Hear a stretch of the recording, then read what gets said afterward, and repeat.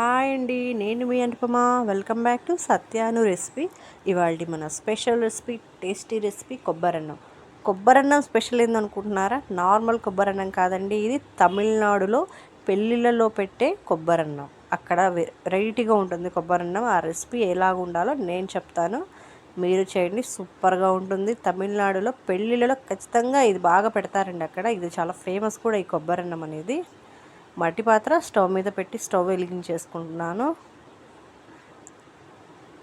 నేను ఇందులో మనం ఇంట్లో వాడుకునే ఆయిల్, ఏ ఆయిల్ వాడుకుంటే మీరు ఆ ఆయిల్ వాడుకోవచ్చు. కానీ ఒరిజినల్గా అయితే అక్కడ కొబ్బరి నూనెతో చేస్తారు, వంటలు చేసే కొబ్బరి నూనెతో. పచ్చి శనగపప్పు, మినపప్పు, ఆవాలు వేసానండి. మిగిలిన ఇంగ్రీడియంట్స్ అన్నీ అంతే, ఆయిల్ ఒకటే మార్చాను. ఒక 10 జీడిపప్పు, ఒక 10 కిస్మిస్ వేసాను. ఇవి మెయిన్ ఈ కొబ్బరి అన్నానికి. 1 ఇంచు దాల్చిన చెక్క, ఒక 2 ఎండుమిర్చి తుంచి వేసేసాను ఇందులో. ఇవి కాస్త అట్లా ఫ్రై చేసుకుందాం.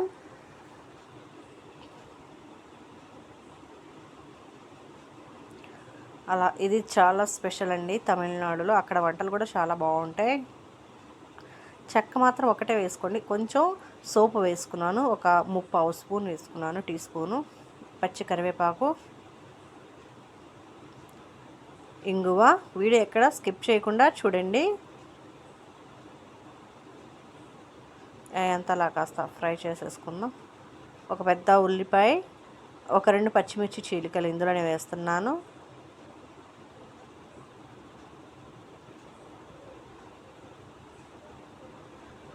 ఉల్లిపాయలు అనేది గోల్డెన్ బ్రౌన్ కలర్లోకి రావాలండి, అప్పుడే ఆ అరోమా అనేది వస్తుంది, ఫ్లేవర్.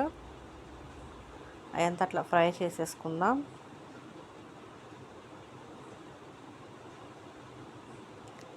అందులోనే పచ్చి కొబ్బరి వేసాను,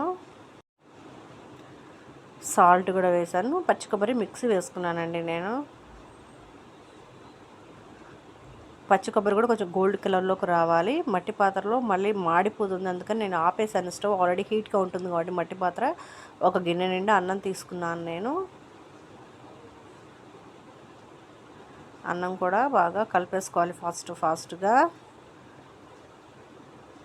అందులోనే పచ్చి అల్లం ముక్కలు సన్నగా తరుక్కుని వేసేసానండి. పచ్చివే వేయాలి ఇందులో. కొత్తిమీర వేసేసి బాగా కలిపేసుకుందాము. నేను స్టవ్ ఆపాకే అన్నం వేసేసి అంతా కలిపాను. నా వంట నచ్చినట్లయితే సబ్స్క్రైబ్ చేసుకోండి, మీరు ఇలాగే ట్రై చేయండి.